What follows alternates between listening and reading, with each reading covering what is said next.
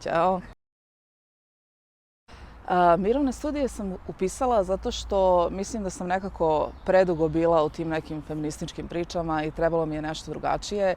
I generalno nisam možda previše znala o mirovnim studijama i nisam imala neku dobru ideju o tome šta je to. Mislim da mi je dalo mnogo širu priču i mnogo šire razumevanje onoga što me već interesuje.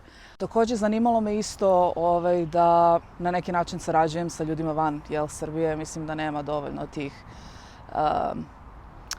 mreža, nema dovoljno, nismo dovoljno upleteni kao neki drugi ljudi su nas raspleli i onda se nismo nikad ponovo vratili zajedno. Tako da mislim da mi je to bila motivacija. Sam taj čin dolaženja ovde mi je mnogo značilo. Upoznala sam fenomenalne ljude sa kojima ću definitivno sarađivati u budućnosti. I ovo mi je nekako učvrstilo to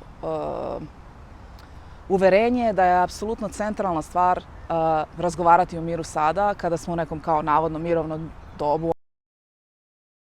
Poručila bih im da upišu mirovne studije, naravno.